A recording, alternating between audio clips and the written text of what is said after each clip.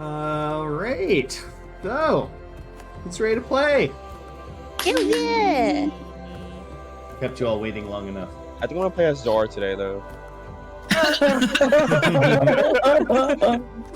You want to play as Zara today just to feel something.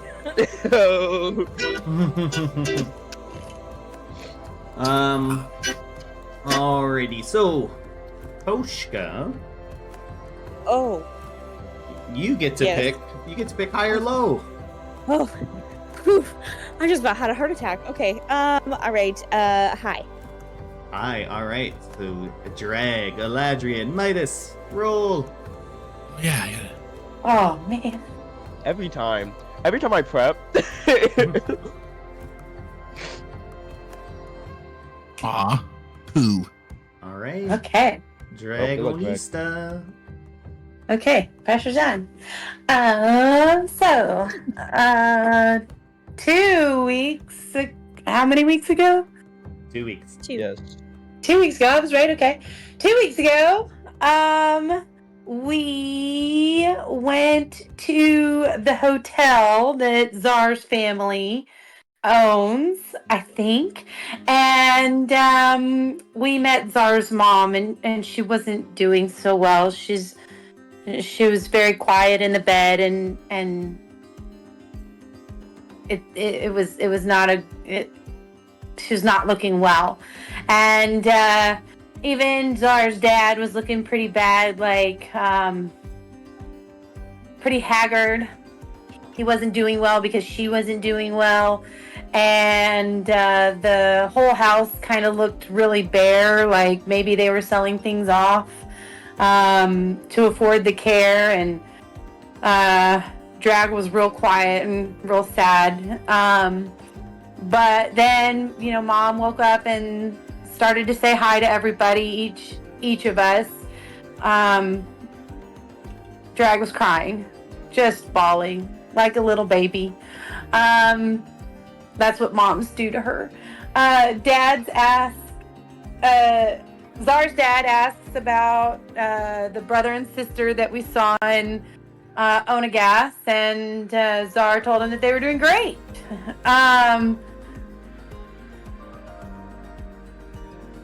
Czar's dad said, please come back later to meet a sorcerer and do some other stuff, I think. But then we went and there was a bulletin. And I don't know what the connection was there, but it jumped to bulletin.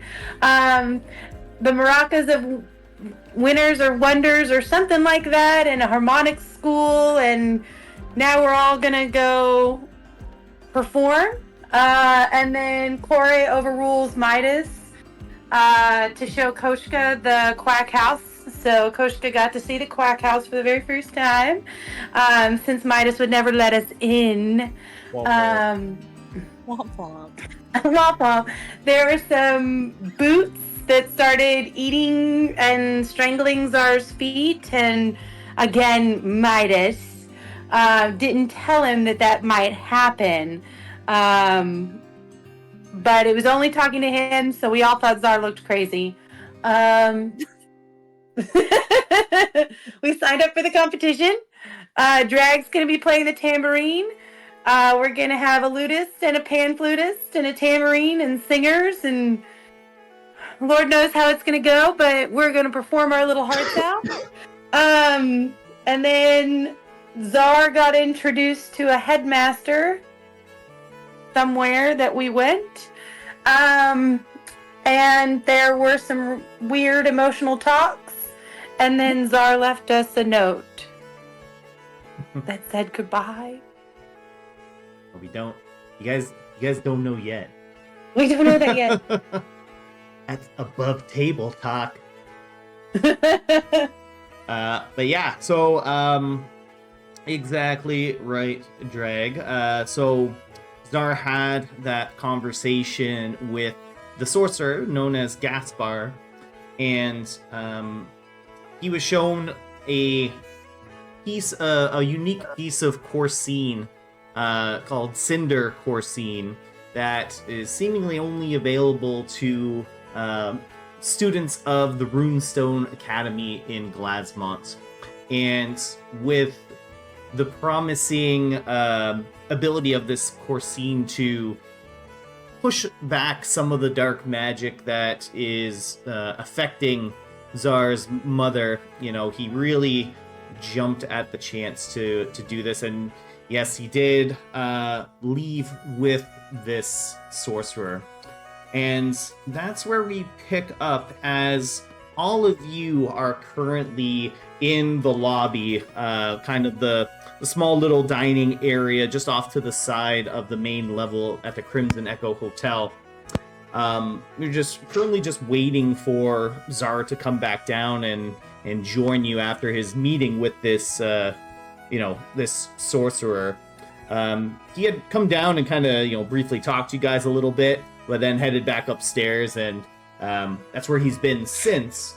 And a brief, I would say like a solid, maybe 20-30 minutes have gone by, with Czar leaving you guys last. And after a few moments later, you all start to see Czar's father, Zachary Attel, kind of slowly walking down the steps towards the main area of the lobby at the hotel.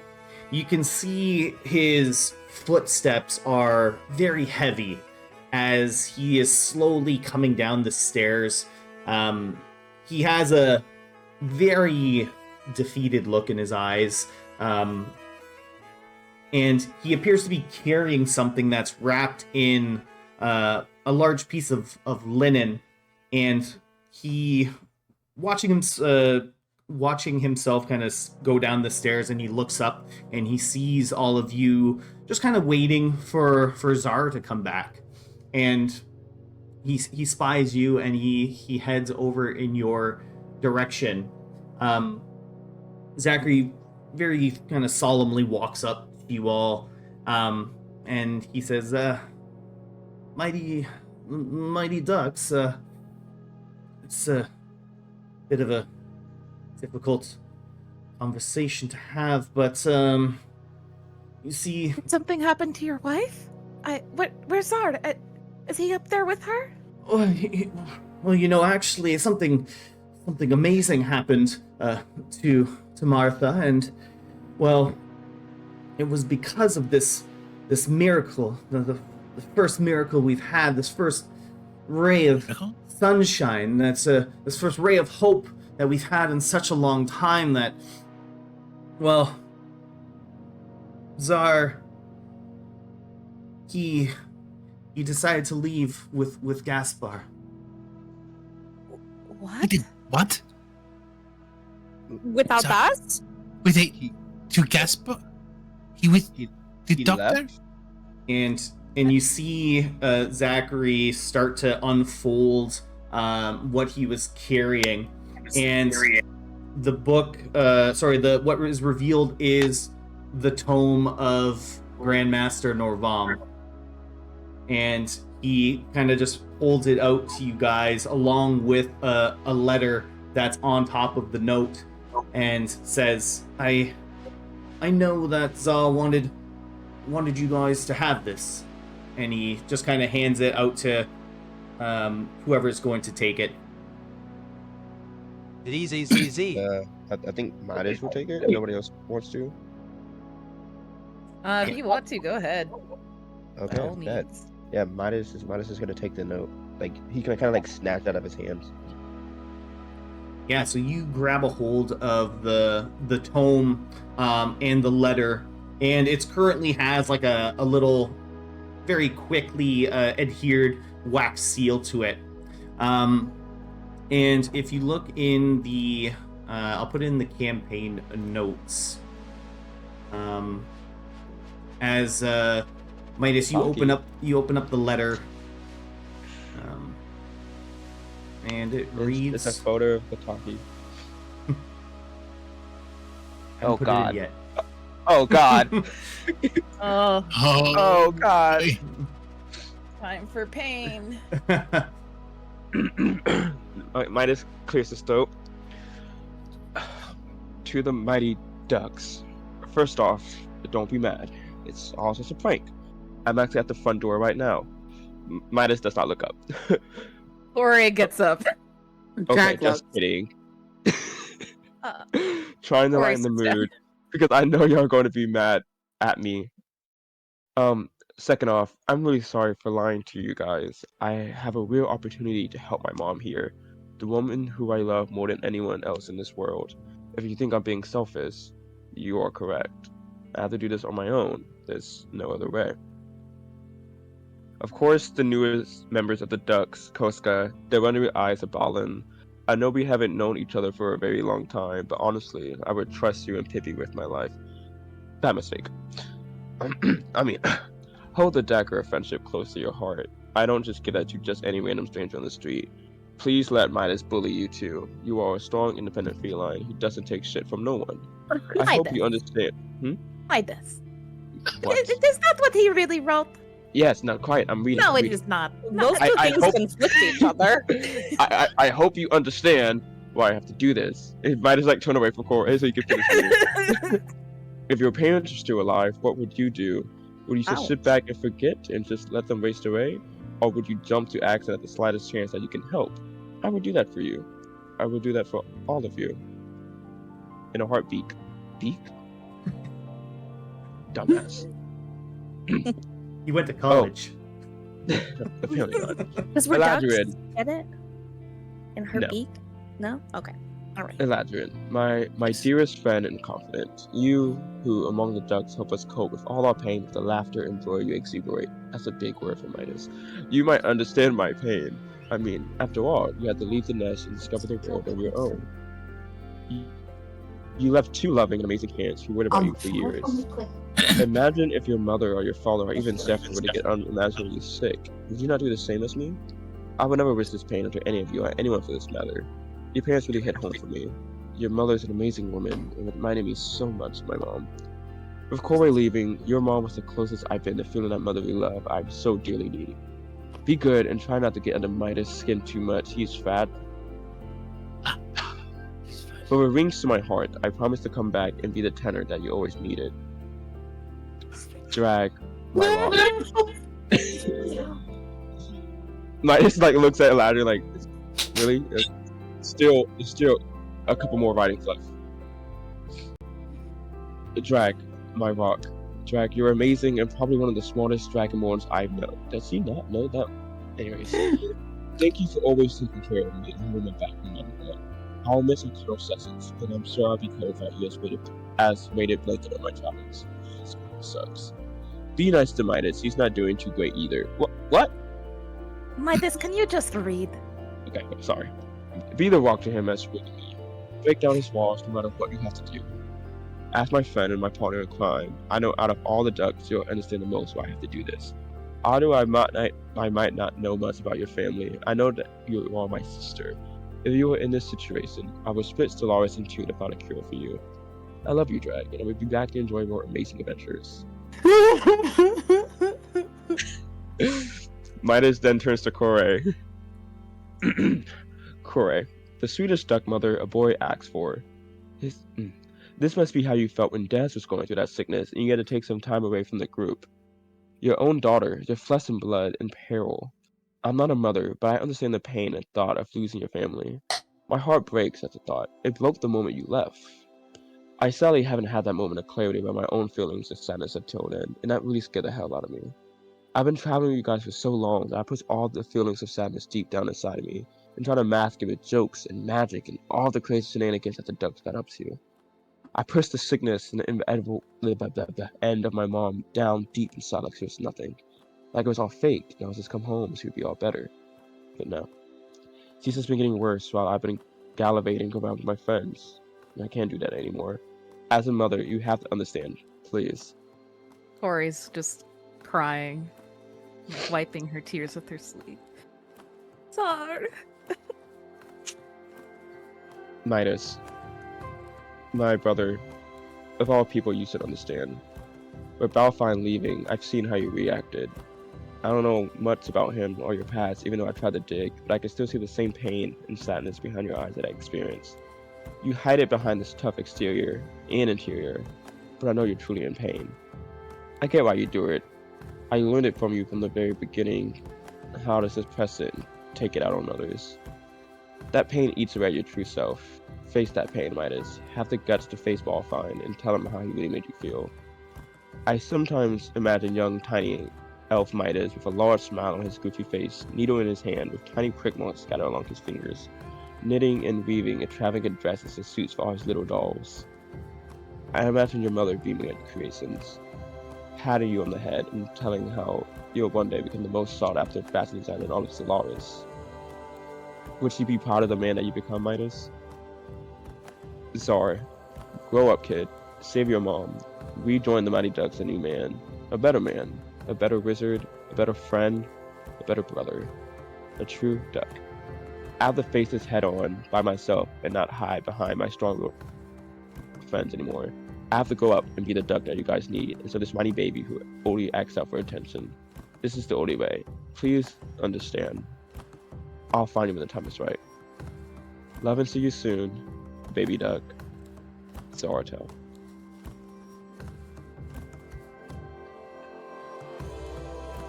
Hearing you read it out loud, Zachary, you can see Zachary kind of wipe a tear from his eye and just say, my little boy's eyes. He's grown up so much traveling with you all. And he will run and just give you a hug, Midas. Midas won't really like hug back. He's kind of like in shock almost, kind of still like processing the note.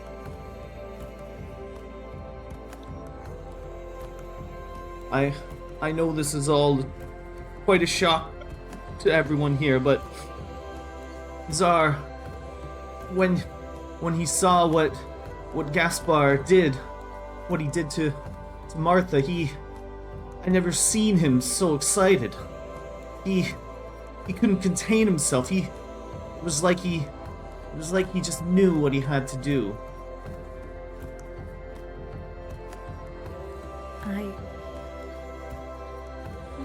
I understand the feeling. I would have done the same in a heartbeat if it was my daughter.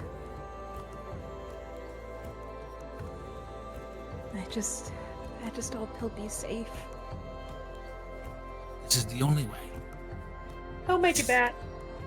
This is the only He way has he's to. able to do it. He has to.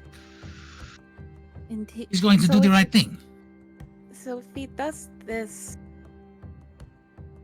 he'll be able to help his mother? And Zachary releases Midas from the hug and looks over to you, Cora, and he says, "This is the best shot that we've had in years. I wish to all the gods that this is the solution." And just very teary-eyed, he runs and hugs you, Cora. And yeah, she hugs him back. Cause yeah, she knows his pain as well.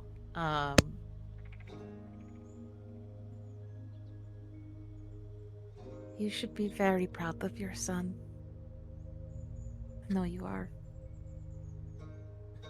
I am, and I have you all to thank for a part of that as well, helping him grow into the responsible man he is today.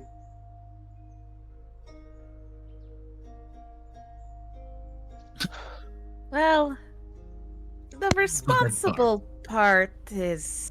well, this is the most responsible thing he's done in I would say, a long time. Lying to us though? Lying. Might just like That's probably just- like say something. The note still in his hand.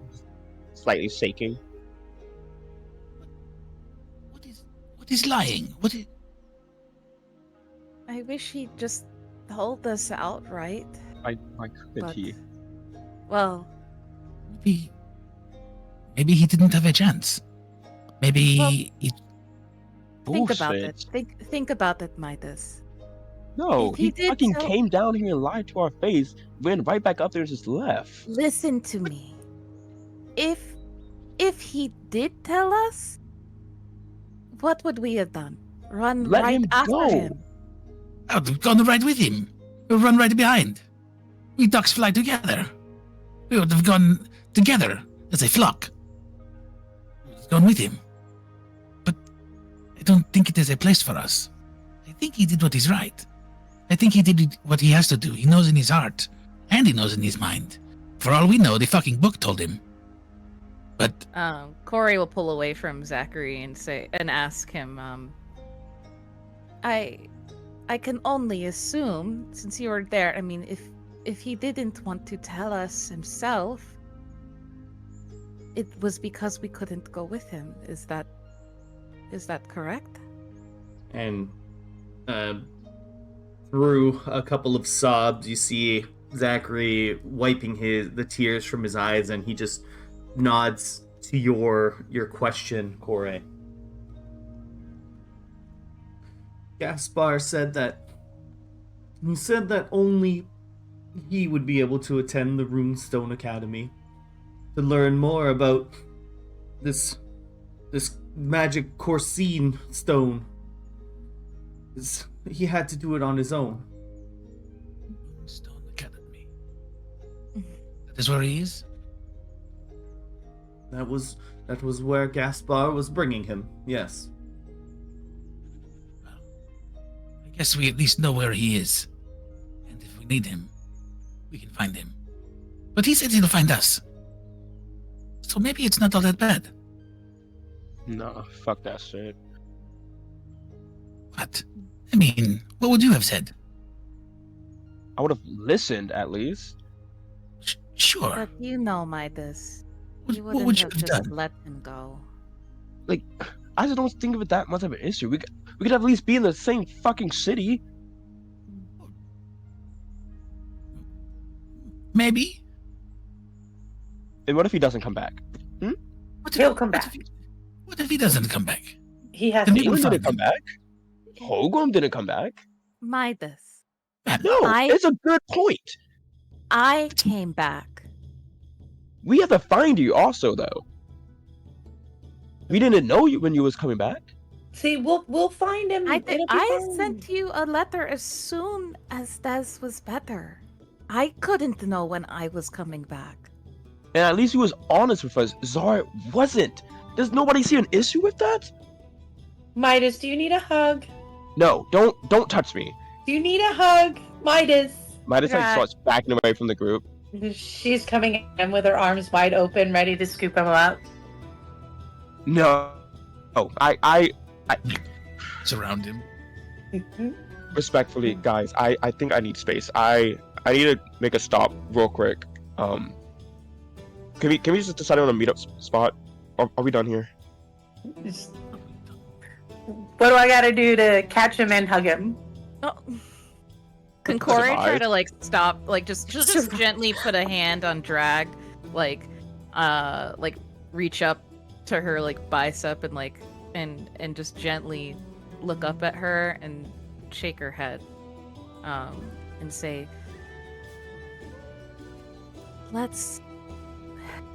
This is a difficult thing for all of us. And Midas, he should have his time and space alone. But he'll be back. Yes, Zara's leaving. he'll be back. Zara will be back.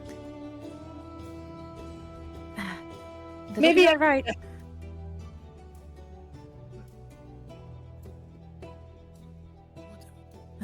Let's just meet back. Can you come back in an hour? Outside of the hotel? Yes, that's perfect. That's enough time. Okay. Here, hour. Good.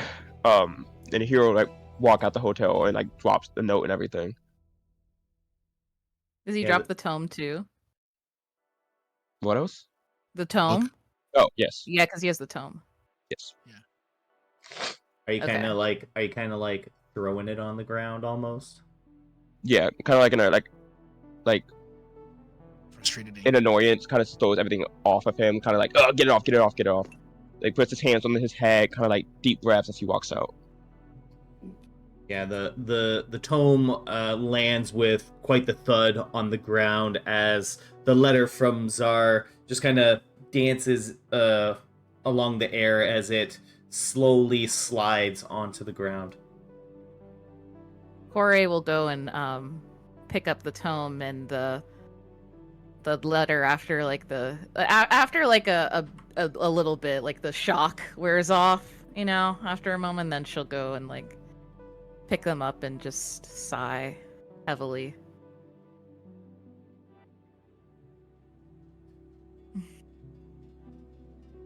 And Zachary, who's just kind of watching all of your guys' reaction, just kind of takes a beat, and he sheds another tear, and when he does so, he says, "You know, growing up, Zod didn't have too many friends, but I'm quite happy and sad, but I'm happy that he's made such close friends, that he would be so passionate about him leaving. It just fills my heart with a little bit of fatherly pride in a way. Seeing him grow and become a man and have all these dear friends." And you can see Zachary, you know, just kind of collecting himself, kind of straightening out his outfit, getting ready to kind of like essentially get back to work.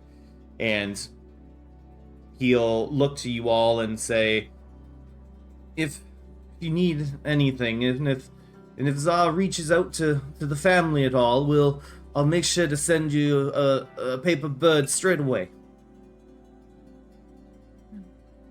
Yes, I would be appreciated, Mr. Attell. Thank you. Thank you, Zachary. And you see Corey just like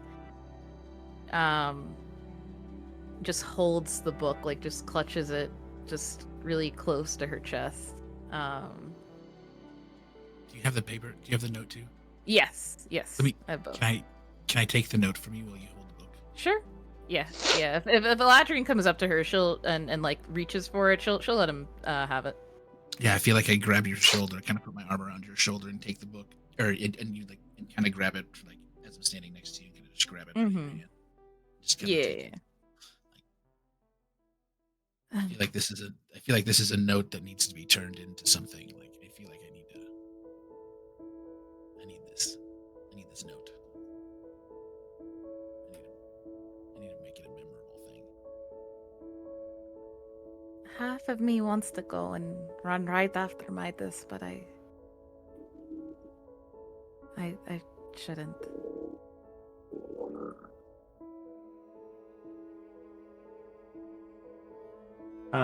As you guys see Midas kind of take off, and you're all in a little bit of, you know, shock and disbelief.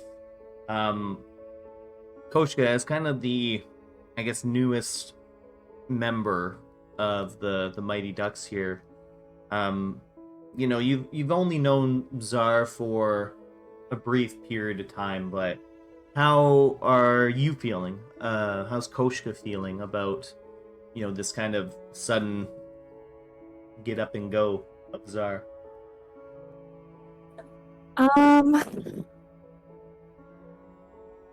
I think that during that whole everybody feeling their emotions and Midas reading the letter and she kind of she just puts her head down and starts to cry. And like kind of puts her arm around Pippi. She just silently cries. And then once Midas leaves, she kind of she separates herself from the group a little bit, and then like maybe over to like a different table. I'm assuming that they're at like the restaurant part of the hotel. Yeah, it's like a hotel bar. Yeah. So she'll kind of just be like, I think I just need a minute, and she'll just go over to like one of the tables in the corner, and she'll start writing like a paper bird, which I will send to you by the end of the session. All right.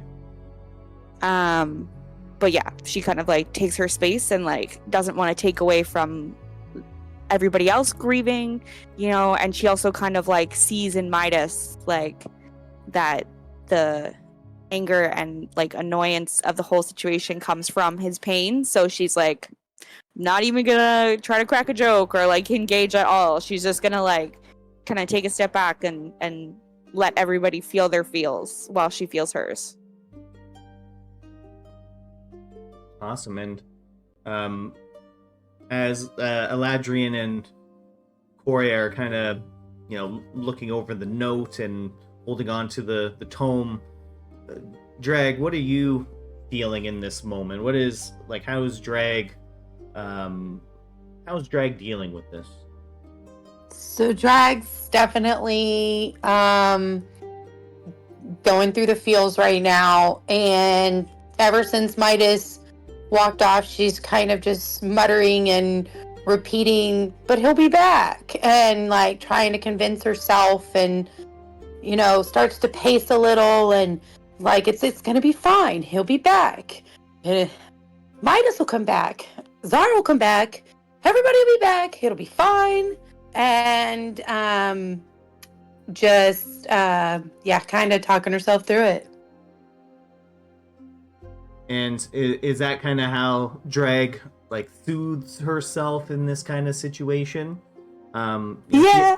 She hasn't been around for other people leaving too often, but you know, based on like the reactions of like Eladrian and especially Midas, you know, mentioning the other individuals that have left the group, you know, obviously there's definitely been some times that, you know, people have left and not come back, and you know, you kind of get that feeling like you're not sure because of how Zara left. Like you're kind of left up in the air, just like everyone else. Yeah, she's kind of worried about it, but she's like really trying to convince herself to be positive. She's like, you know, Corey left since I've been here, Nice to and meet she you. came Name's back, Xerxes. and I'm just gonna be the glue, and I'm just gonna try and keep everybody together, and we're just gonna think happy thoughts, and he's gonna come back, and it's gonna be fine. Amazing. I love it.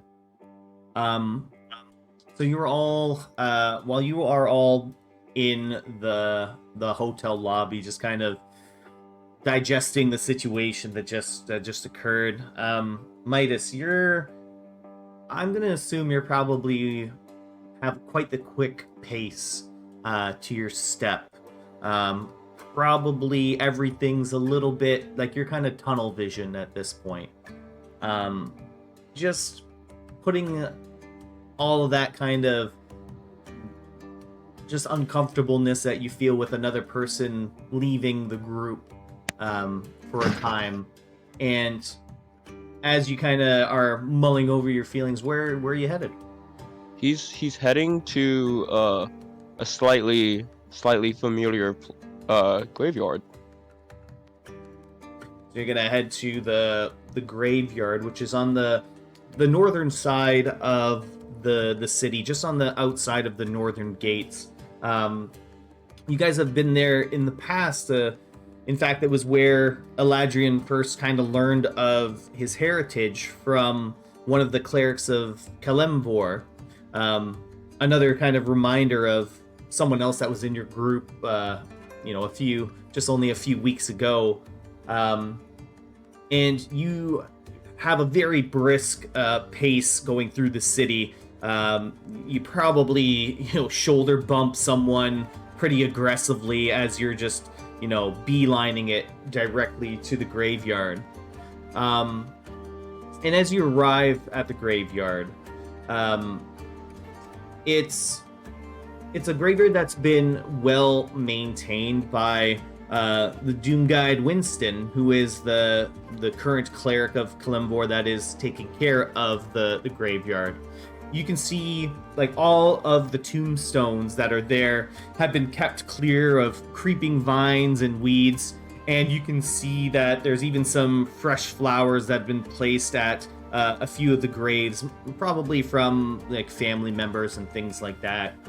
And it's been a while since you've been here, but you kind of retrace your thoughts and your memories of the graveyard, and eventually you stumble upon the all too familiar resting place of your parents, Isabel and Arthur.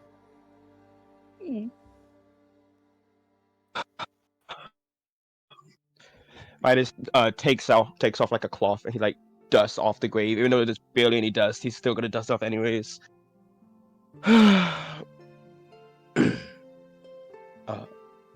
Sorry, it's been a while.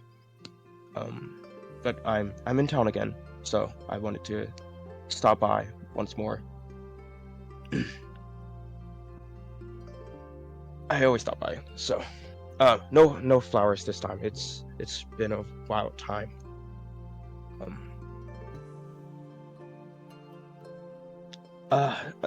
Another one left. I don't know what to do. They keep leaving. At this point, Midas sat down, he's leaning against his dad's grave specifically. Holgrim, Nayland, Corey left for a little bit, but she came back. But I think this one hurts the most. Remember I told you about that one tiefling, the one I was trying to figure out how they wear their pants. Yeah, that one he left, and I don't know why they keep leaving. I don't know. I'm starting to think it's me, low-key. Mom, you left. The others left, and no. Speaking of which, he looks at his mom's grave. He mentioned you. He asked if you would be proud of me right now. Would you?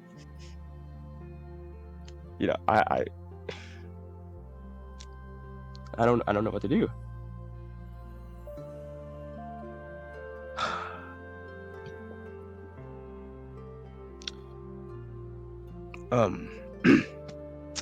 Midas stands back up, dusts himself off.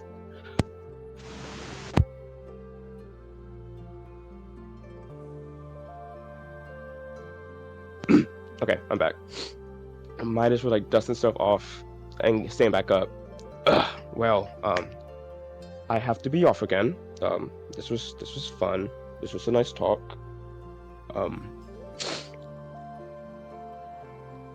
He would brush a couple tears out of his face. And hopefully he comes back. Hopefully he'll. Okay, bye. And he'll walk away from the graves. And as you kind of get up and start walking away, you can hear the wind start to kind of pick up a little bit as you feel just the gentlest of breezes push from behind you, kind of pushing you forward just the smallest bit, almost like a sign that someone is pushing you forward. and that might be of some relief to you. You might just chalk it up to coincidence, but having that conversation with your parents definitely started the healing process a little bit. Yeah, Midas is doing, like, he's like nodding to himself, kind of doing his like breathing practices, that's like his breathing tactics that he's been utilizing to not spaz out as he makes, like, he's walking slower this time, I guess, like just kind of really taking it all in, really processing his emotions as he makes his way eventually to the hotel. Yeah.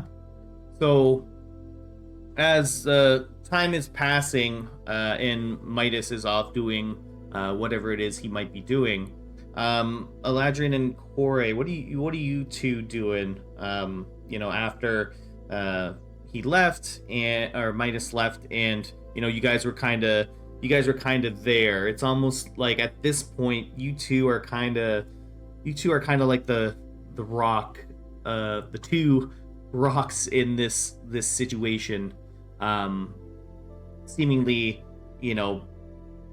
I guess handling it a little bit better than the others. How do you guys kind of get the group back on track?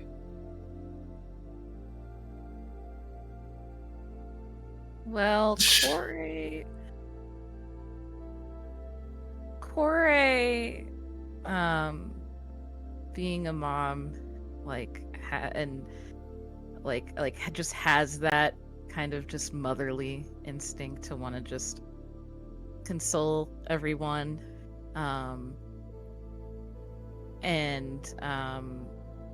she sees like Drag pacing.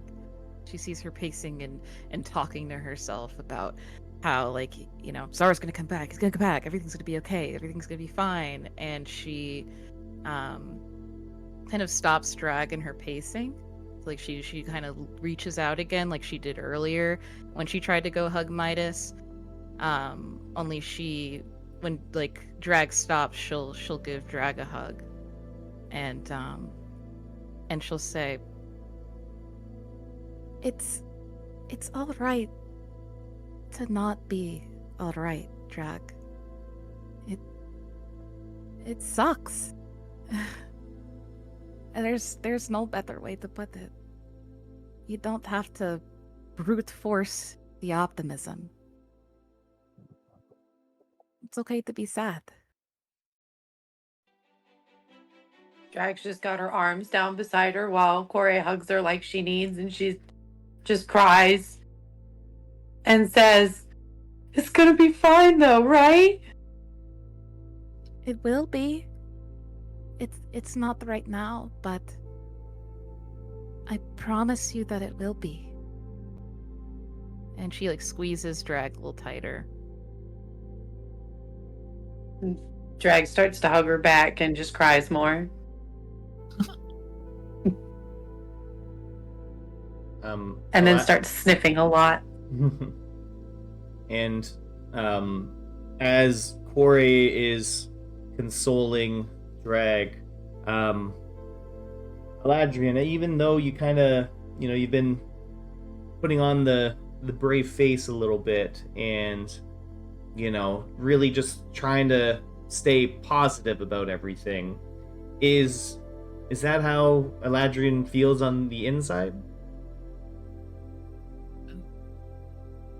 Eladrian's torn right now because he knows exactly how Zar felt before he had to leave. Eladrian left his house too, although it went into the wild blue not knowing what was in front, but said goodbye to everybody. So he knows that feeling of leaving, but he doesn't understand the feeling of the action of leaving without saying goodbye. And so he's taking a look at this. Ever since he grabbed that note from Corey, he's sitting in and he's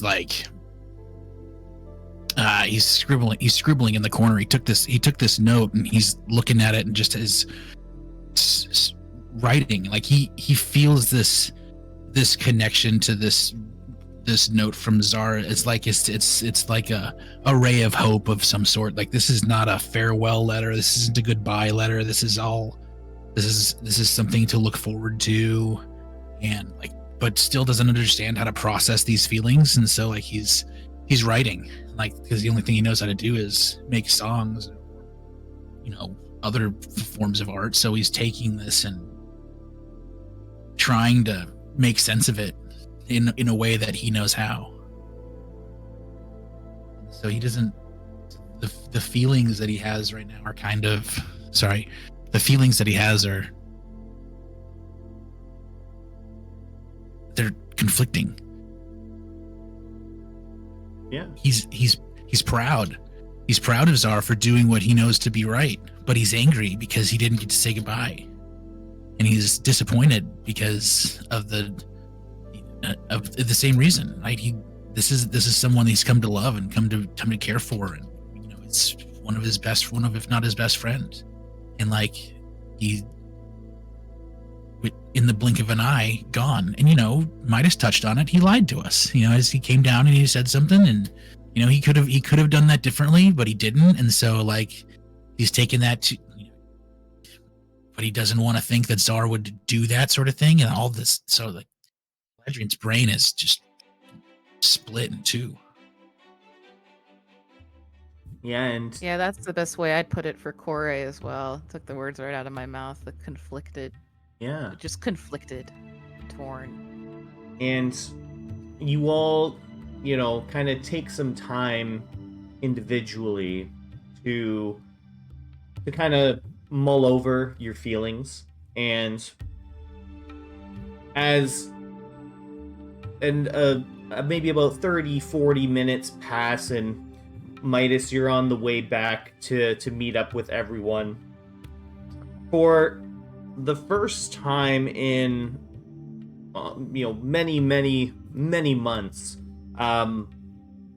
the usually flowery city of Vrento, that's usually always covered in sunshine and in exquisite flowers, just a lively city.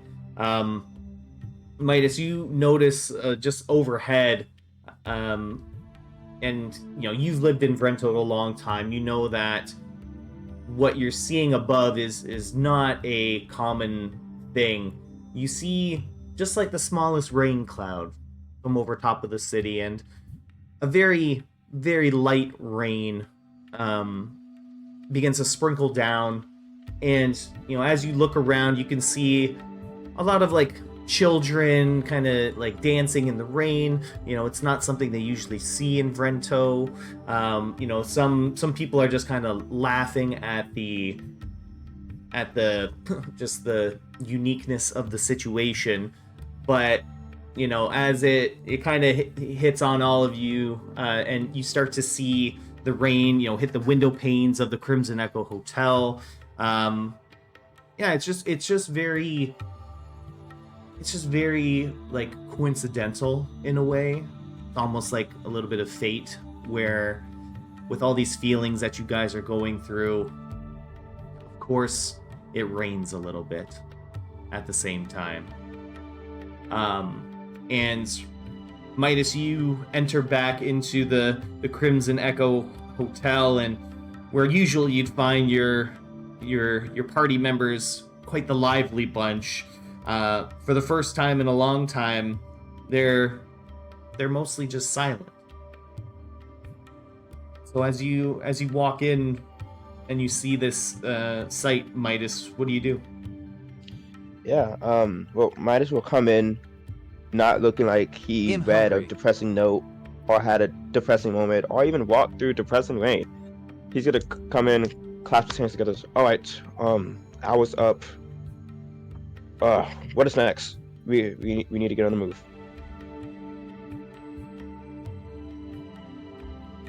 Wait. We need to go, you're right. It is probably better that we don't stay here. At least for very long. Exactly. Zara wouldn't want that. So we need to get moving. Plus also, we have a whole list. We have to finish the list. So Complete the list. Just give me a couple more minutes. Hold on, I'm onto something here. Hold on. Still writing in the corner. I think Corey is just like still just kind of comforting Drag, and like when Midas comes in, and she just looks at him, and while he's talking, coming in like nothing happened.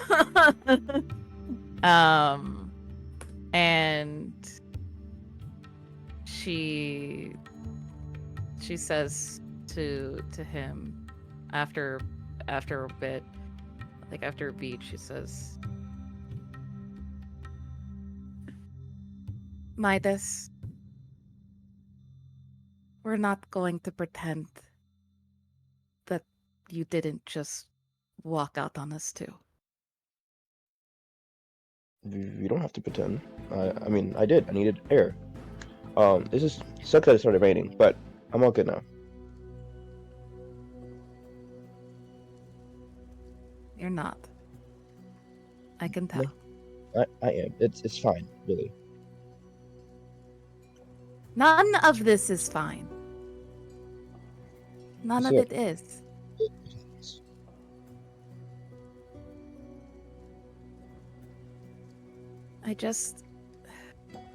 We can't move forward by pretending everything is fine, is what I'm saying. I know it hurts. I get that hurt. Believe me, I do. But we're going to get through this together. and she's like not just addressing Midas, but the whole room. We're going to. And we're going to walk together. Walk forward. And with our heads held up high, too.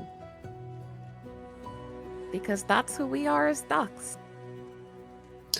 Right? Right. Okay. This is what ducks do. They do it on land. They do it in the sky. They do it in the water. They do it everywhere. But most importantly, they do it together as a flock. Don't leave us again. Yes, don't. I know it's uncertain right now as to whether Czar will come back or not, and all we can hope for is the best for him. And if he does come back, we can talk to him and tell him how we feel and everything. But he has to make this journey on his own. He's made that apparent to us. And we still have a very big mission to accomplish. And we also have loved ones and things that we need to take care of too. And other people to help. So, I think we've spent enough time in Vrento. We should start to make preparations.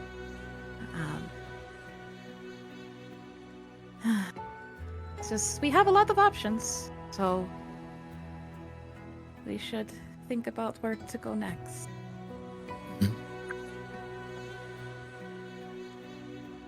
And let's just think for a moment before going.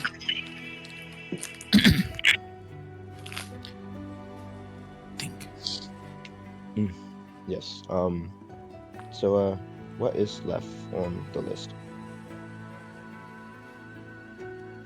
Well, there's still Nasa, is our sister, and he has that lead on her possible whereabouts at Lake Draymore, or Draymore Lock, I mean. And there's Glassmont, and And then there's Caspian. And then the relic itself.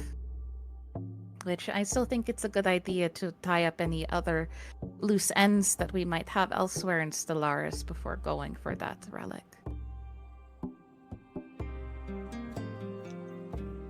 Before we go for the relic, you say? Yes, before. Yes, so there's other loose ends that we should tie up before that. I also still have that test in Baland as well that I need to do if I am to be a gourmand. Of course, it's important.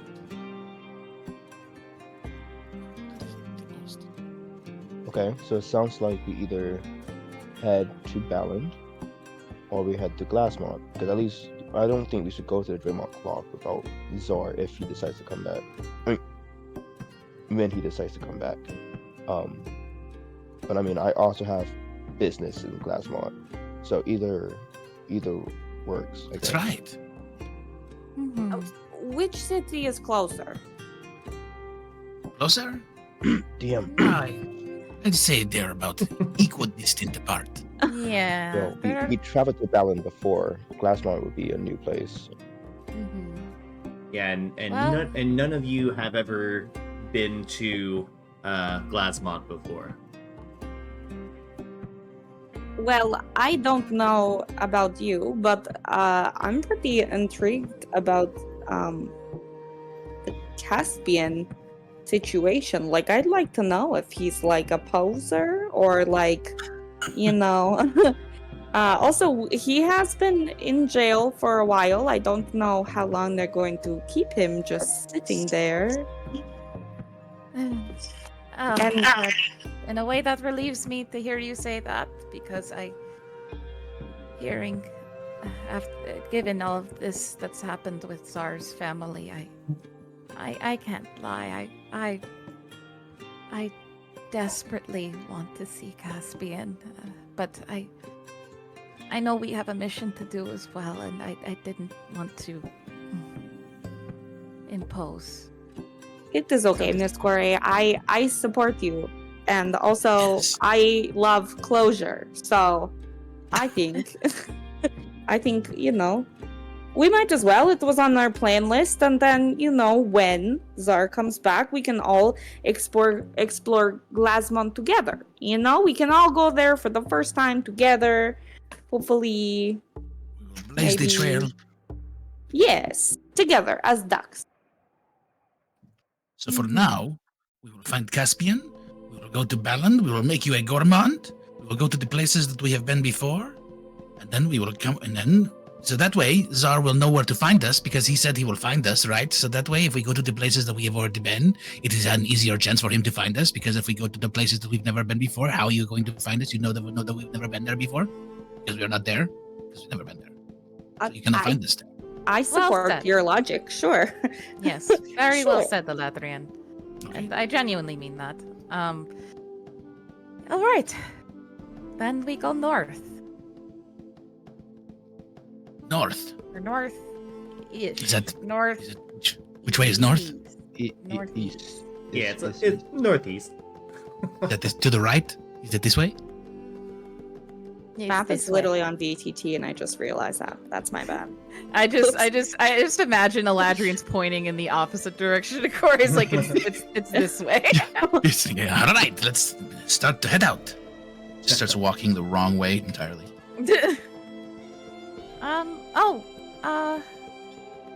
Midas, you're from Rento. Do you happen to know where people get the paper birds? Because I don't have any more. From paper stores. But do you know where the closest one might be? Paper Um, stores. Genius. Probably near like the marketplace. You have all types of goodies being sold there. I would say Zar's family's bookstore would be an option, but I don't think we should. What if we just asked Zachary if he had any extras? He might have a couple. I mean, we're here. Zachary! I'm just gonna call out for him. You don't see him in the lobby anywhere, but like one of the concierge behind the desk. May I help you, Sir Eladrian? I was just wondering, do you maybe have any like paper birds that I could either have or maybe buy from you, or know where I could get the couple?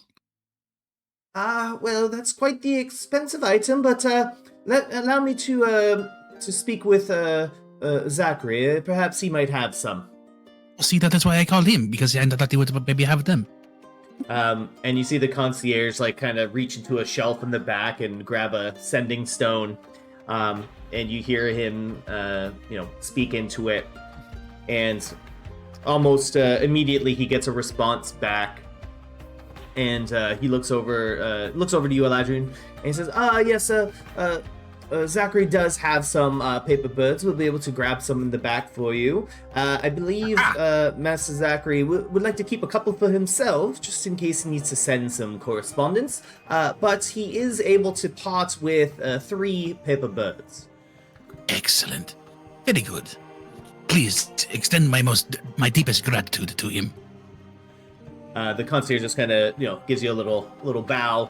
And you see him kind of go into an office behind the concierge desk, and a few moments pass, like a minute or so, and he comes out with three pieces of paper that you guys know to be paper birds. And Master Zachary said, no charge. He felt that you guys have gone through enough today. Why? Again, our most deepest gratitude from the ducks. And you Make got very, very 3, good use of these. and you got 3 paper birds, however you want to disperse them. And then I will hand them to... Who asked for them? I forgot. Me. Corey. That's what I thought. Corey, I'll just turn and hand you the stack of all 3 of them. They're sheets of paper at this point, right? Yeah. Yeah. Here you go, Corey. Thank you so much. Why? Thank you, Senor Zachary. Perfect. And she'll pocket those, and say, with the tome and everything, she says, well, I guess I have 2 heavy books now and to carry, but that's okay. Is everyone else ready to leave? You shouldn't What time is carry it? them. It's later afternoon. It's 4 p.m. That is exactly what time it is. We haven't done that in a long time. Mhm. It's 4 p.m. and as you guys have made the trip to Balland in the past, it's going to be a couple of days journey to get there. Okay. So Quack House? I know it will make this better. We do. Oh, yes. That you'll get to spend some quality time relaxing in the Quack House. Maybe you could show me how to make that soup.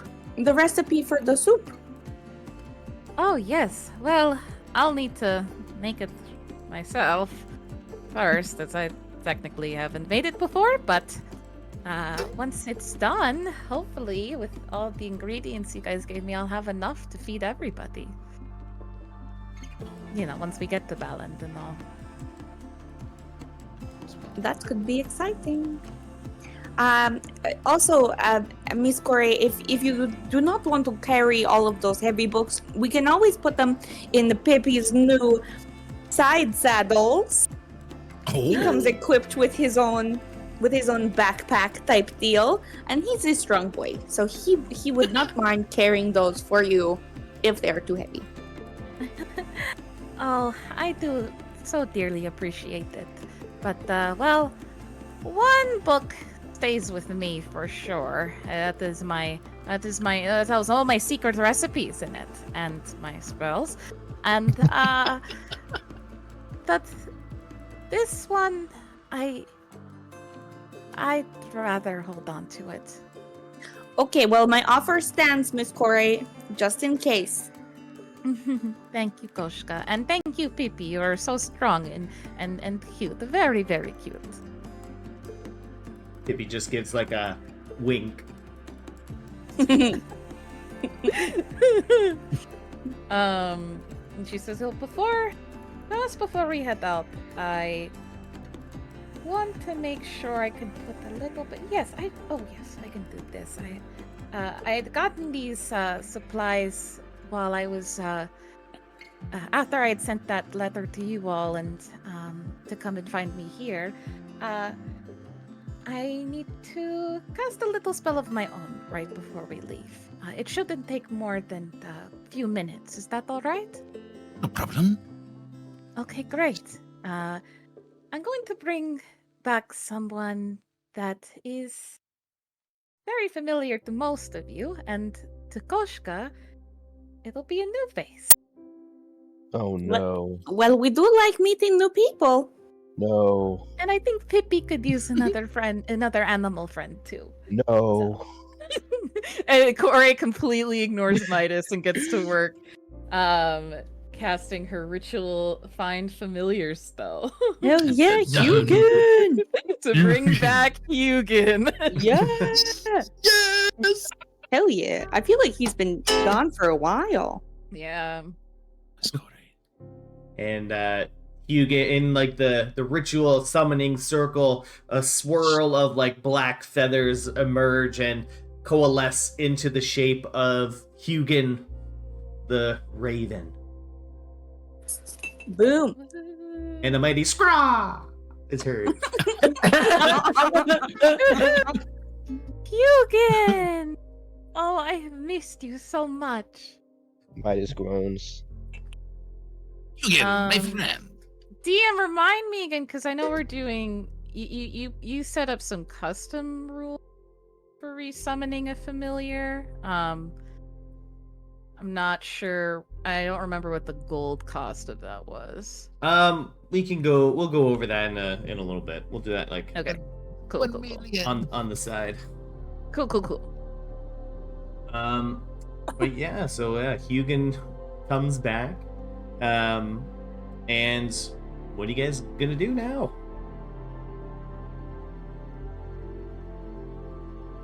Well, Pippi's gonna run right up and like start snoofing it. Because he's like, what is this thing?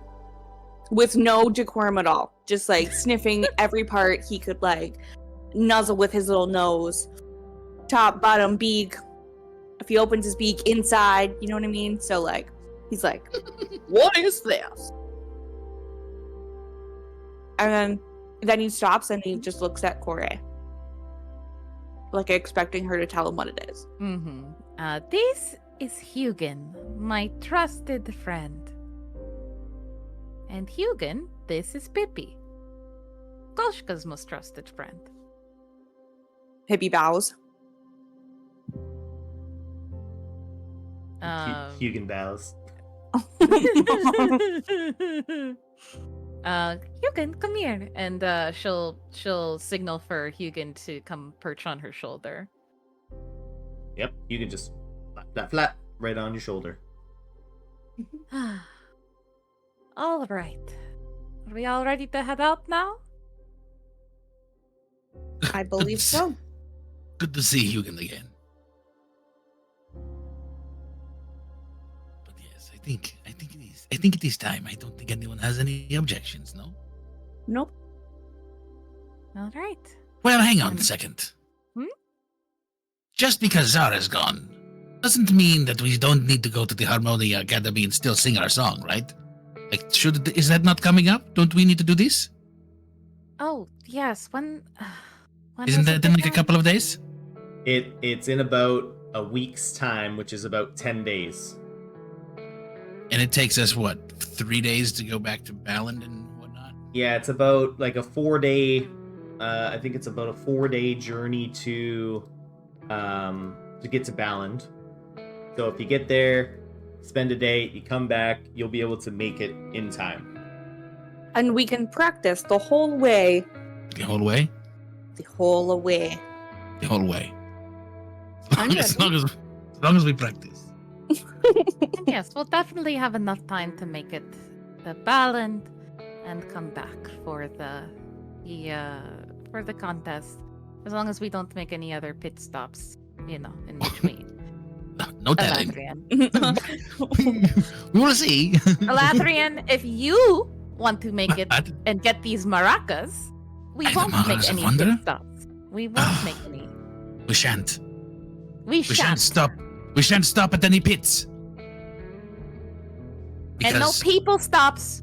No, I'm People not stops? just talking. No people stops either. people stop. No cave stops. So No th- knuckle and chocolate stops. That's another direction. But maybe there's some. There isn't. I could. I'm just Find- saying. No, there could be some- no other stops. What if that? But maybe a little people stop. No. So one person Okay. stop. Oh A my person. God. And we're going out the door. Come here. Come here. Pibby like follows Corey really closely, just like looking up at Hugin, just kind of like prancing behind her, just being like, "My friend." He's Friend. he's only following just because he's staring intently at Hugin from behind. And Yep. I yell behind us right as we're leaving the hotel, right?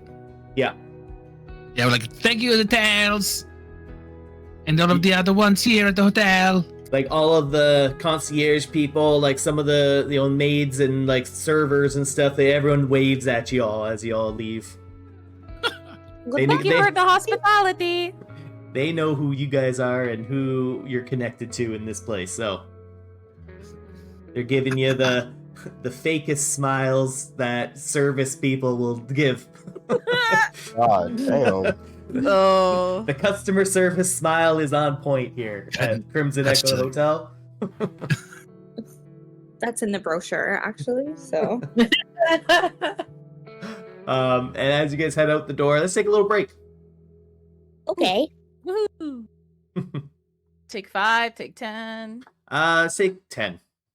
Give me a chance to wipe my tears. Me wiping the tears off my fucking computer. I have to dry out my keyboard. Okay. I'm ready. I'm here. Yeah, I'm present. All right. All right. So you guys are picking up at the Crimson Echo Hotel as you guys leave.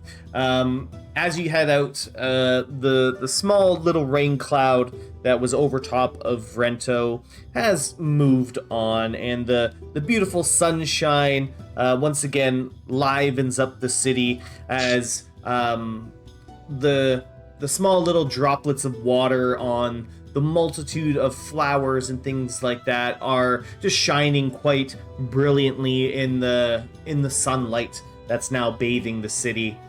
As you guys make your way to the northern gate, of course you have to kind of pass through the various districts of Vrento, and on your way out, you pass through the market district, which cuts through the main the center line of the city. And you can hear, the hustle and bustle of the city. Some people are, putting back out their products and their valuables that they just kind of tucked away while the rain was coming down. And you can hear a couple, people giving bulletins, in particular for the militia. There's people just kind of standing out, yelling things to the crowds. You can hear them describe there's a burrowing creature wreaking havoc in the forest north of Vrento, flying horned creatures seen near Valakin, large insect creatures swarming south of Vrento near the Rudiak Woods. Just kind of an assortment of things to catch the attention of any people interested in, making a little bit of coin by working with the militia. And as you guys are walking out, Drag, you especially get a lot of not so nice looks from a lot of the militia people as you guys are walking pretty close to the headquarters. The rumors of you just very rudely punching someone in the face in the headquarters has definitely made its way around town. So there's a lot of people, whispering and pointing at you all traveling together. So there's just a lot of that as you're making your way out of the city. She's like kind of noticing, but thinks they're just fans.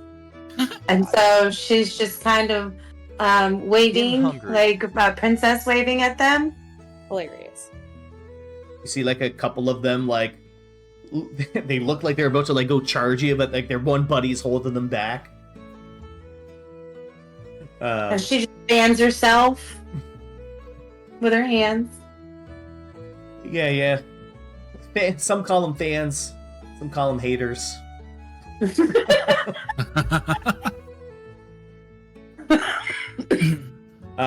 But you guys eventually exit out of the northern gates. You head along the path, and Midas, you kind of take that side glance once again towards the graveyard where you were just a little while ago. A little bit of that emotional swell builds up in your chest, but as you're quite accustomed to, you repress that shit. Just push it right down to your toes. Oh yeah, in the boots. and the boots eat those feelings. That's actually why they were made. Fun fact. Fun fact. Yeah, so That's healthy. Yeah, exactly, of course. And so you guys follow along the path, you head towards the east, and you begin traveling towards Fallon. Now, you see a lot of you see the fisheries that are near the Vrento Lake. Boats are coming in and off of the lake, bringing their hauls of fish. You can see some Vrento militia coming in and out, like walking by you. You can see some of them are carrying like some deer that they might have hunted, some rabbits, things of that nature. Some of them are giving you a little bit of the side eye. You guys are quite notorious, or maybe not notorious, famous in certain avenues, infamous in other avenues. But you guys are becoming quite well known throughout Stellaris in general. Not only as the victors of the Feast or Famine, but for that you guys have been celebrated. But you've also kind of, sometimes you've made a little bit of a bad reputation for yourselves in other circumstances. But while you're traveling on the open road, it is getting a little bit later at nighttime. But you guys just kind of continue to press on, and really nothing happens in this first leg of the journey. You've only been traveling for maybe an hour or so before it starts to get really dark outside. And it's probably about getting kind of close to setting up camp time. So as you guys do that, you kind of find a large area that can support the Quack House. And Cora, you have the house, right? Yes, I do. I absolutely do. What do you mean? I took that shit back. And Corey will. Is it possible to change to just Quack House, like the magic word, or is it always like? Because I feel like they're both synonymous with each other. Magic works more on a will base kind of thing, so you can just call it whatever you want. Cool. So yeah, she'll just say Quack House, and the house will open up.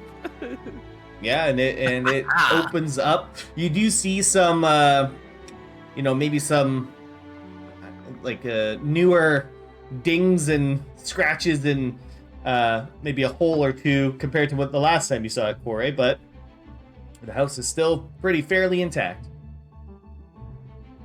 Ah, lovely. All right, now everybody can go right on in except Midas. And What? first, I think you should have the honor, Koshka. Also, sorry, in Drag's review, she said that Koshka finally got to go in the quack house last time. Did that happen? Because I No. completely. No. Oh, I was That like, did I not completely happen. blacked out. If it I did. think it was just you're It talking was just about said. it. Yeah, that it you- was said you that she haven't. would get to go. Yeah. Okay. This music is perfect for Koshka entering the quack house for the first time, by the way. Okay, so she's gonna like, her face like lights up with excitement, and she kind of looks back at Pippi and like goes to open the door, and she just like sees how like cozy and well lit it is, and like it's just very homey, and that's not something she's used to at all. Like she sleeps outside with Pippi most of the time, and she like had a dusty old bedroom in the back of the first class outpost, so like it's like something she's never really seen, and she instantly just feels like this warmth and like happiness and just very, very content. And then she while she's looking around, she like turns around and like hugs Corey and says, "Can we go look around?" Oh, absolutely. You can go anywhere you'd like, and you can pick a room too, and it'll be your room. So that you can stay in any time that we set up camp and open up the quack house. Our own room? Like me and Pippi get our own room? Inside? Yes. Okay. Okay. Aladrin, show me around. Oh, all right. Take a look here. First, this is the. Let's see. Wait, right in the way here. This is where we all hang out. This is the huddle hut, right where we hang out in the huddle room. I like Right. it. And then here next to Galadriel, us. that's my room. Oh, that's our room. This is. Sorry, this is for Corey. She will be the one to do So don't go in there. this. Don't do that. Yes, because Got it. she is the one. Okay. So, by the way, but next over here we have the. Corey, do you want to show her the kitchen, or is this a me thing? The kitchen. I will. And Midas, for the record, I was kidding. You can come inside. I figured. I was not worried. My studio is not that far away. Oh, my studio is not that far away. Yeah, Corey will just roll her eyes and show Koshka the kitchen and Pippi the kitchen. And like as Corey's showing her the kitchen, like every time she shows her something new, she just kind of like feels like it's just absolute magic, just like pouring from Corey, talking about the things she loves and how much like she likes to cook in the kitchen and all the wonderful things she's made. It just like makes her heart so full. And if you thought that was fun, just look at this. This is where all the magic really happens. And you see Corey like kind of move her hands and like almost like commanding like the utensils to come alive, and they do, and like they start flying around like over like above Koshka's head and Pippi's head, and she starts to get some tea brewing on the kettle over the stove. Nice to meet you, in Xerxes. It warms up just magically, and the kettle like will pour some like hot water once it gets warm enough into like a teacup, and then she'll bring like the floating teacup over to Koshka. She's obviously just in awe, and then just like she just kind of stands there like holding the teacup and looks at Corey, and then like tears kind of well up in her eyes, and then she's just like, "This is all just so lovely. Thank you so much for letting us stay here." You're a duck. Of course you can stay. I wish I was here when you first joined.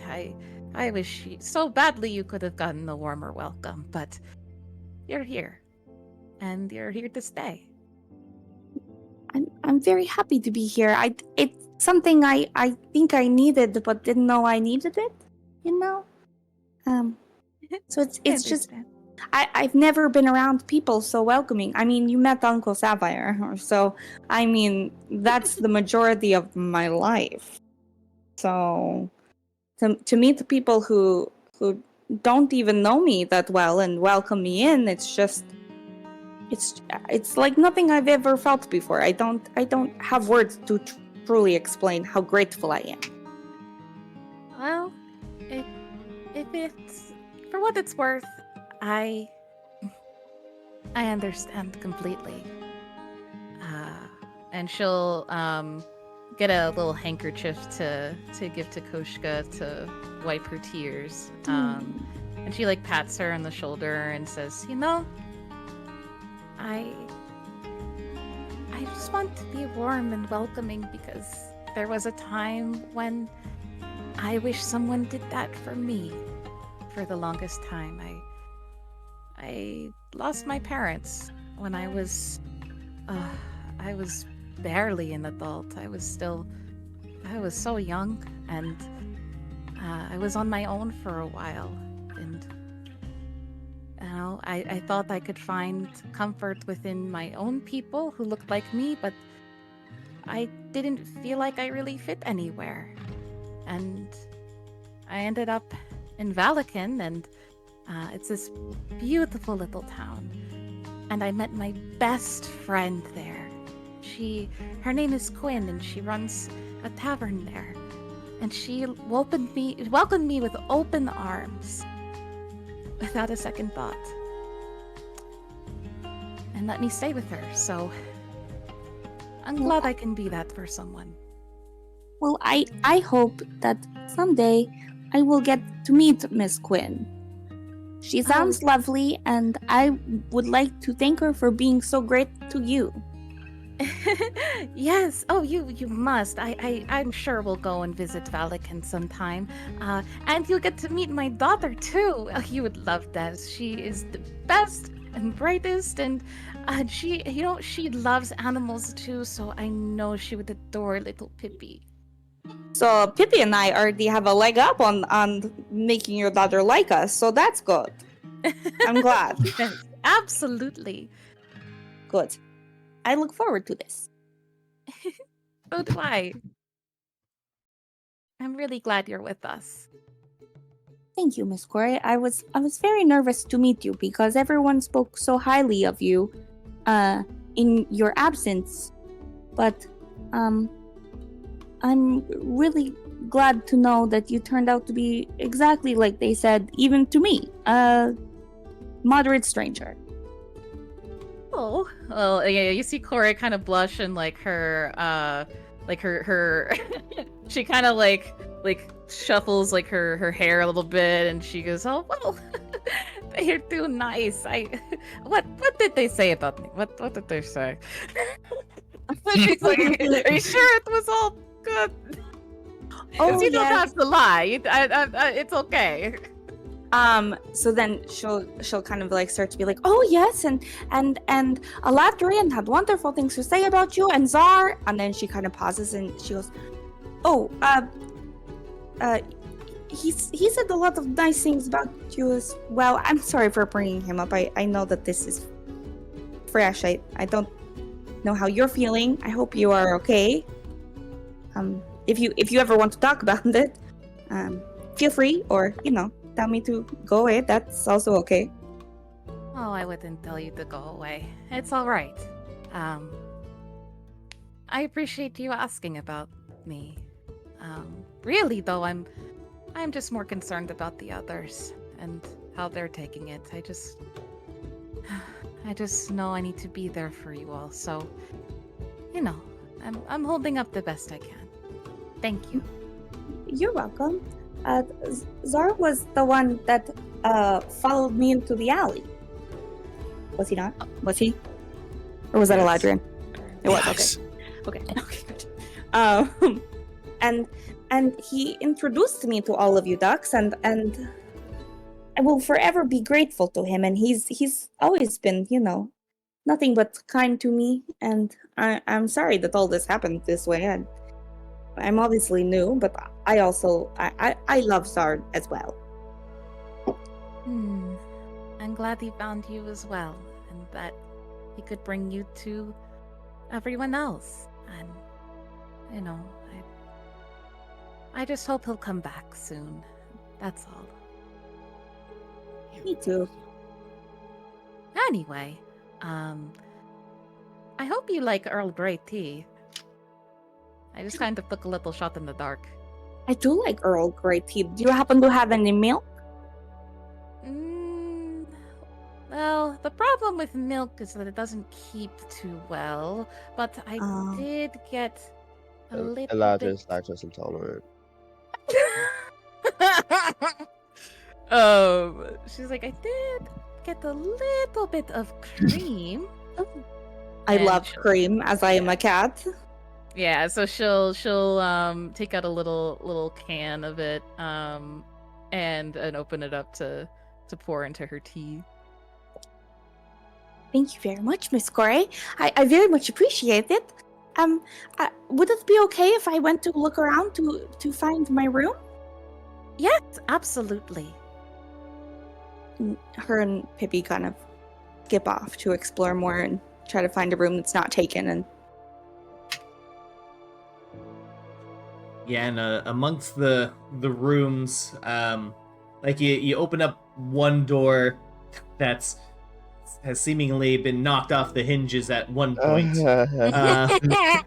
And you're like, and you look inside and you see like, like you just look and you're like, oh yeah, this is Midas's room. It's got like some blueprints and stuff. It's got really nice, some nice clothing, a wide assortment of tools, and you kind of know better than to go into that room.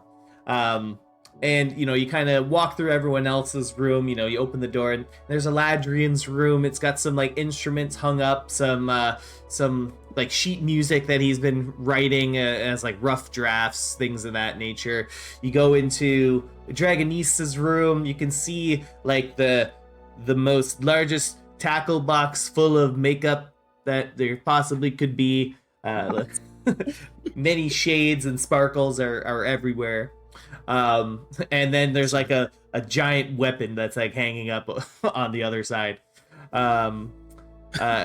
Corey's room is very like neat and proper. No one's been in this room since like she's been there, mainly because you guys haven't been sleeping in the quack house mostly. Only one person's been sleeping in the quack house, really. And then the last room that you open up, Koshka, is you could tell it's Zara's room, but it's the only one available currently. oh no.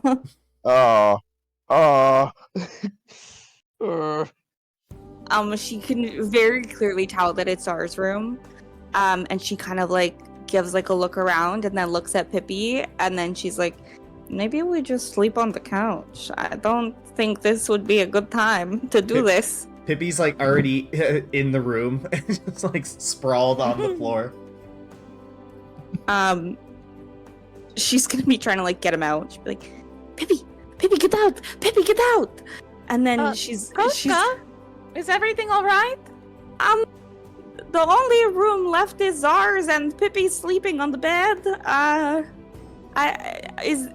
we okay with this, or should I maybe we can always just go back to sleeping outside. It's okay. It's not the problem. No, it's all right. I mean, it would just be an empty room and an empty bed. It's better that you fill it. Okay, I don't want to impose. I mean, it's Zars, and we're going through something right now. Well, but I don't want you to sleep outside, away from all of us. You're a part of our group. And when Zar comes back, we can try and get the bunk bed situation going. And then he'll just have a roommate. First of all, I would love that. That would be so much fun. Mm-hmm. Secondarily, is everyone else going to be mad that I'm sleeping in here? I mean, the alternative is the couch or outside. And it's not as comfortable. I mean, Midas, I'm sure, will have something to say about it, but I also want you to be comfortable, so it's up to you. Well, if it's okay with you, I'd like to give it a try, at least for the night. We're pretty tired. We sleep outside a lot, so a bed might be nice. Mm-hmm. And I'm guessing, DM, that like the beds themselves are like one person sized. They're So, a good California solid. Kings. Yeah, just takes up the whole thing. It's a good size single bed. Mm-hmm. Yeah. It's like, I mean, I'd offer to stay in my room, but I don't. The beds can't really hold you and a peepee, and me. It's okay. We'll just sleep on top of the covers and not disturb anything, and it'll be fine. Mm-hmm. And really, if anybody has anything to say about it, they should come to me, not you. Okay, I will send them your way. Look out for my dish shortly, just as an FYI, I'm sure. I'll just give Midas a heads up, just so he's not surprised. Okay, is there a lock on this door, or just out There of is. curiosity? Okay, just noting for when he, just in case he tries to throw me out or something crazy. Again, that won't be needed because he'll have to get through me first. And you see her hair kind of, like the ends of her braid just flicker a little bit, like they spark a little. Okay, well, thank you so much, Miss Corey. I think we're going to maybe try to, get some rest. All right, get some well-deserved rest, Koshka, and you, Pippi. I hope you have a good night. Thank you. And she closes the door and locks it immediately.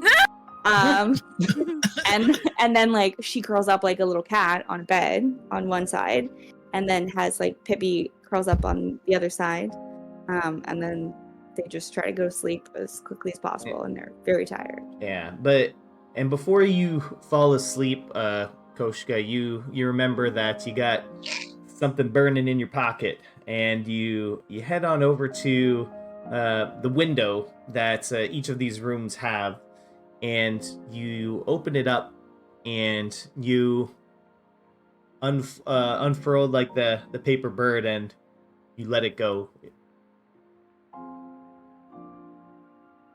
And then you cuddle up and head back to your bed.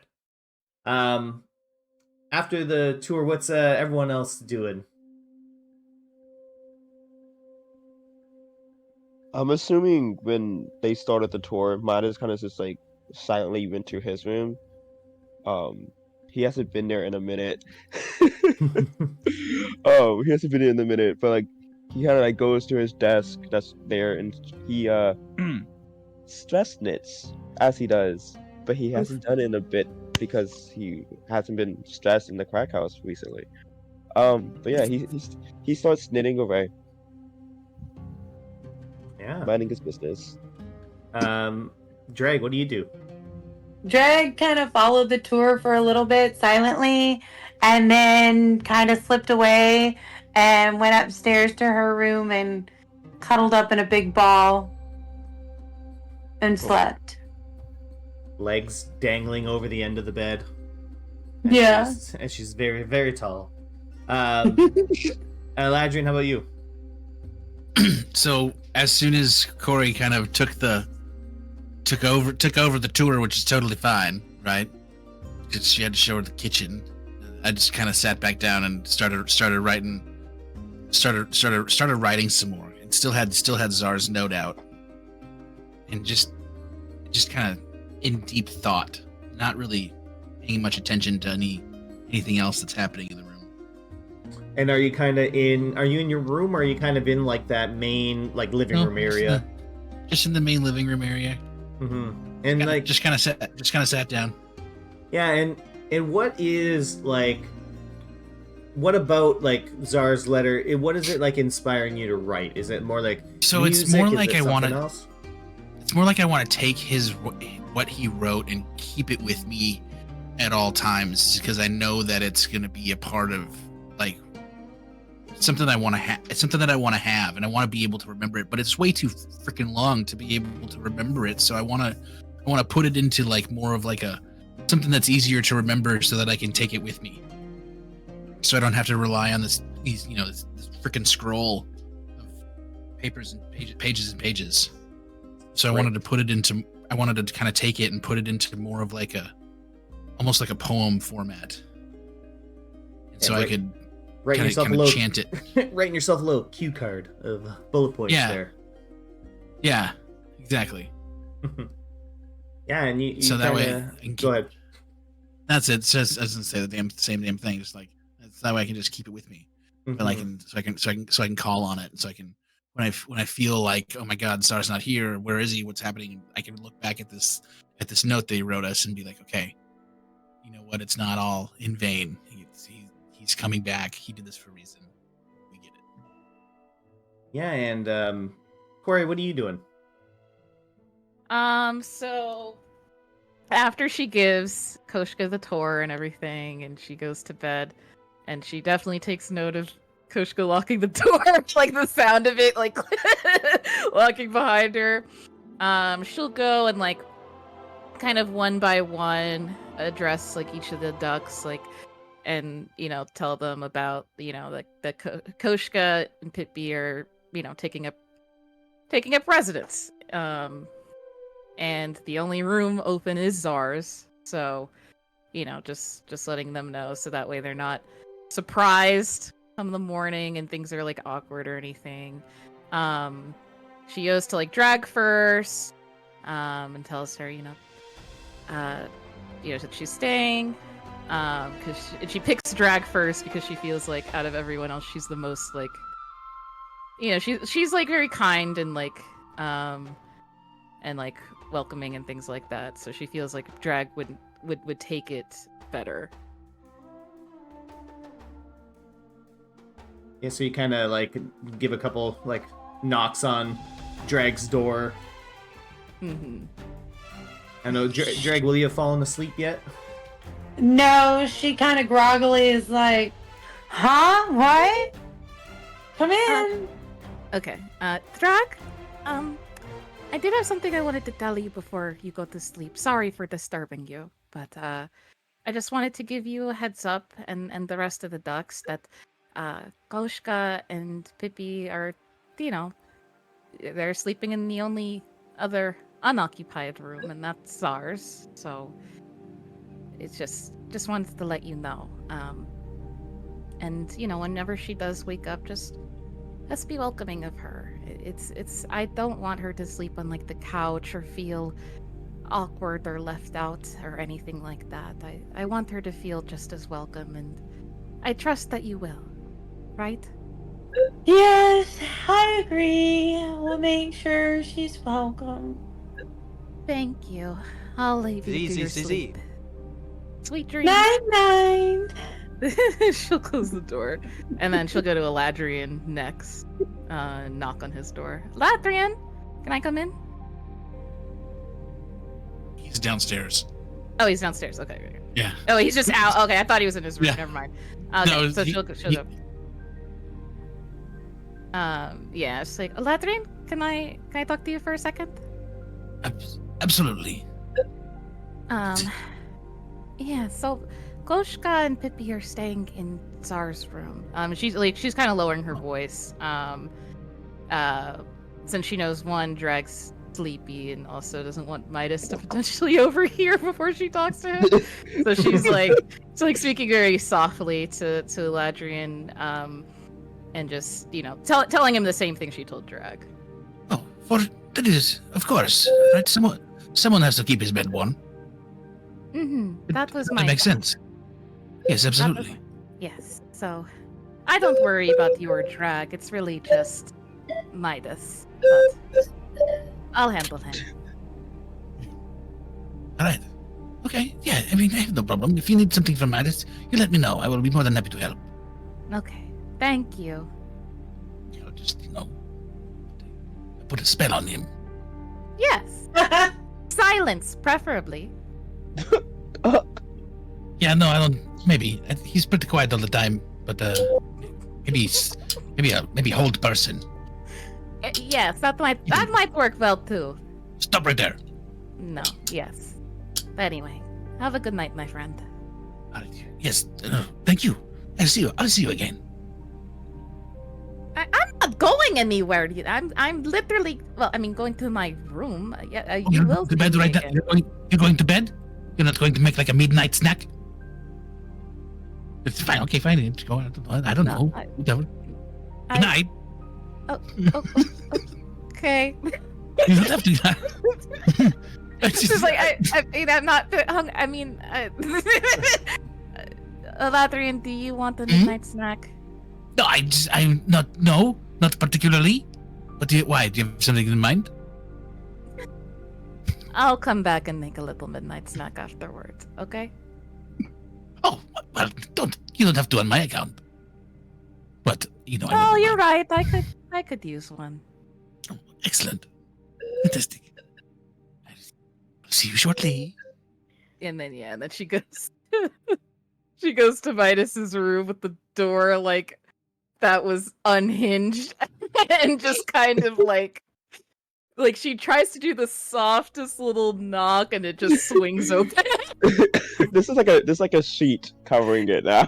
Yeah, like a sheet. She's like, Midas.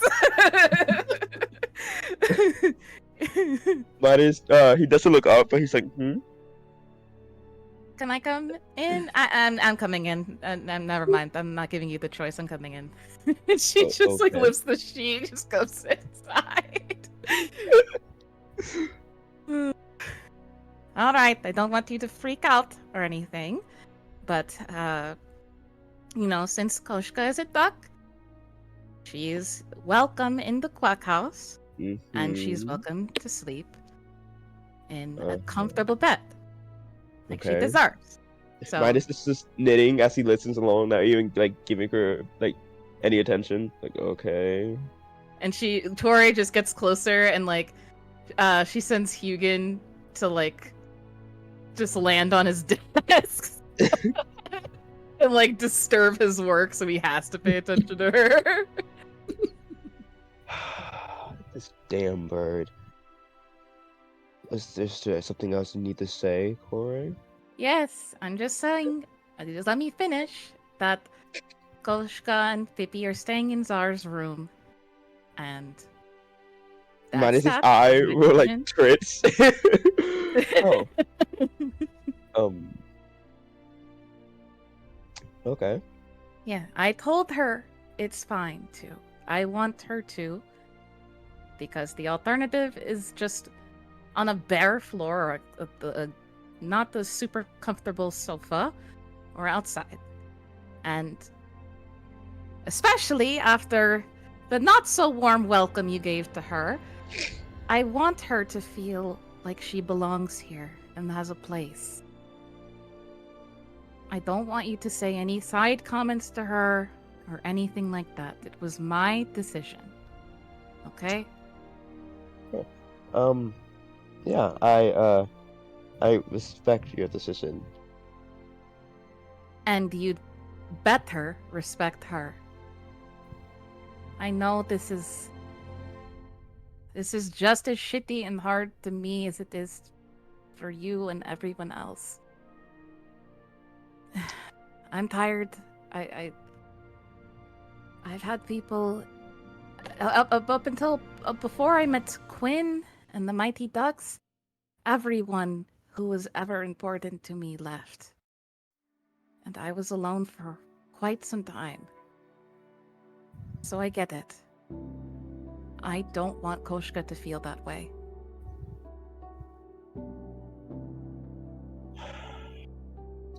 Midas would like kind of like grab the fucking whatever's left of his project away from Hugin and kind of just toss it into the like a nearby like trash can he has. Well, good thing she has you and the other ducks to help her not feel that way. And I hope she enjoys Zar's room.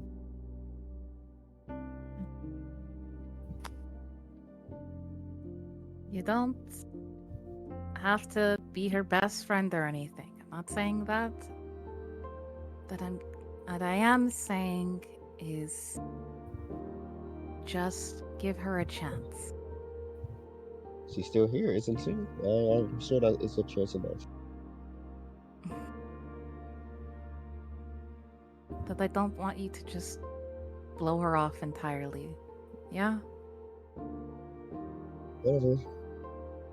Sure.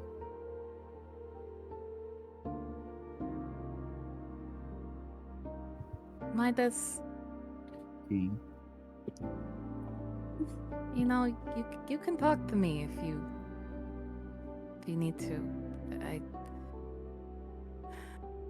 The way you left earlier,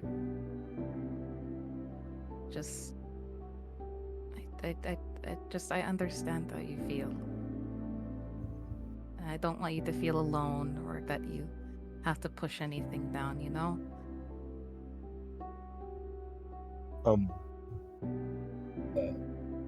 Thank you, but I'm good. I'm great. I just needed to decompress, take a little walk. The city of Rento is really comforting, and it felt good to be home again. So I just needed to embrace the atmosphere a little bit. But I'm good now. I'm good.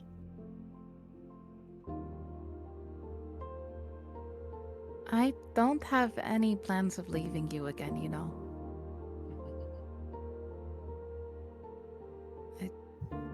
I just felt the need to say that. Thank you. I appreciate that. All right. Good night, Midas. Good night. Please take this behemoth with you, though. I imagine Hugin just squawks at him. Gaspar! Yeah. And just say, "Come on, Hugin. Let's have Midas leave and do his work." I liked you better when you was a bunch of asses. He'll mumble that. And yeah, and Corey will leave, go walk under the sheet again, and then she'll go to the kitchen, and clasp her hands together and say, "All right, Eladrian, what sweet treat are you feeling tonight? Your choice." I think tonight something with a little bit of how you say caramel? Caramel. Either way, the little gold stuff. It's kind of stretchy. It's really sweet and delicious. You know what I'm talking about? Yes. Oh, I do. I'm thinking. Let's see. I have the flour, a little pinch of salt, some sugar. Yes, I know just the thing. And she'll like flip open her cookbook and like kind of skim through the pages until she like you see her eyes light up when she finds exactly what she is looking for, and she'll go and she gets right to work. She just gets you just see all the ingredient bag, everything, and into these like in the measuring cups, and then everything pours itself into like the mixing bowls, and you see like her wooden spoon go to the bowl, like she sends it flying over to mix everything up. And then she pours like the batter in this pan, and then sends it to the little oven to have it cook. You see her pour the caramel, and she makes these salted caramel bars Oh, to give to Eladrian. it is so good to have you back. Yeah. Yum. Yeah, she even drizzles a little extra caramel over the top. This is perfect. This is exactly what we needed. Cora, you're a master. The gourmands are going to have no choice but to accept you. Oh, I hope so. It's nice to be back in here cooking and baking again. It's a nice stress relief. The house never smelled so wonderful. And yeah, Victoria just take a nice big old bite. And yeah, just enjoy just the atmosphere, because you always feel a lot more relaxed around Eladrian when he's not being crazy. like times like these, like moments like these, it's just very peaceful. You gotta appreciate it while you still can. Yes. Okay. It's like the precious few moments that like a little like infant is like not crying and screaming. It's just like, this is calm and peaceful. Makes it all worth it, you know? Yeah, makes it all worth it. That's exactly how like Corey feels right now. Oh, this is perfect. This is exactly what I need for me to help focus and finish writing. Finish this. Well, may I ask what you're working on? So I am taking Zara's note, the one that is here, right? And I am trying to turn it into something that I can remember all the time. But his note is really long, and I am not good with really long things. Like so, I need it to be shorter. So I need to take what he wrote and turn it into something that I can hold on to. And so I think I've got a pretty good idea about what I've got going on here. I think I'm almost done. Is it like are you condensing it? Like into like a poem or That's exactly right. Yeah, a no, song, like perhaps? it is a poem, but you could certainly sing it. Well, I can't wait. When you're finished, could I read it? Absolutely. I Oh, see here. perfect. I have at least the first half done. Oh, wonderful! I'd love to see. You want to see the first half? Yeah. Right here. Here you go. Here's the first half, and then I put it into the. Oh. So far, Oh, this is. I think I've got a little bit of that, so I'm going to finish up with the rest of it. Then be done, and I'll be able to take it with me all the time. Oh, this is so special, Adrian. I'm amazed you could put everything into this little. I know this is just half of it, but it's beautiful. With She your wipes a little tear from her eye. with your salted caramel bar, I am able to continue and work harder on it. I'm glad to hear. Yeah, keep working, but don't work yourself into the morning, all right? No. Make sure you get some rest too. Thank you. You will. You're such, just like Zara says, you're such a mother. I love you so much, Corey. I love you too, Latrian. I can't help it. It's just having Des really changed my life. I'm a much better person because of her. It is because of you that you make the Quack House the Quack Home. And Corey has like this just big beaming smile on her face when Eladrian says that. He's definitely getting a huge hug out of her. She's like, "Oh, come here to you. You're Get gonna over make here." stop talking, or you'll make me cry again." Oh. All right. I need to get some sleep. All right. I'll see you in the morning. You can watch Malatri and make sure he gets some sleep. Haha, Hugin. Maybe you can help me with this. Come here. Come take a look. Good night, Malatri. Good night. Yeah, she'll head up to her room. Yeah, and as you head on up to your room, Corey, you know, a little bit emotional of a day for everyone in the Mighty Ducks here. You know, your heart's kind of, you know, swelling a little bit with, you know, just that feeling of like friendship and love that you have with everyone in the party. And you open up the doors to your room. You know, you haven't been here in a while, and you know, it's that familiarity of like a second home. It's just nice and comfortable, and you lay your head down, and a familiar voice just kind of reaches into your, just reaches out and talks to you. Corey, isn't it good to be back with everyone, Corey? Corey does not respond. She just tries to like close her eyes like a little tighter and just like try to sleep. You told Midas that you were alone, but are you ever really alone? I wonder if your new friend would like to meet me. I would sure like to meet her.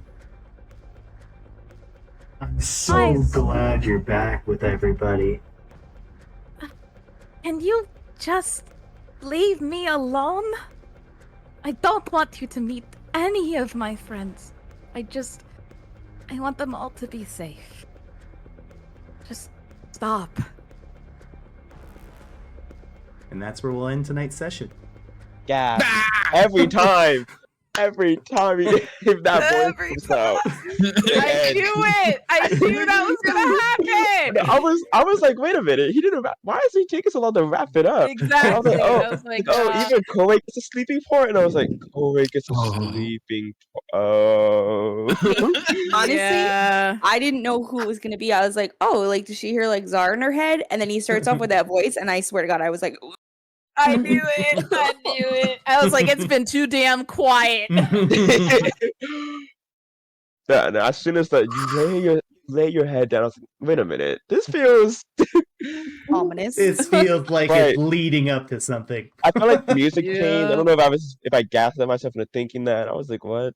Wait. Yeah. Uh, I is saw such a that one hurt. coming. Ooh-wee. such an emotional night.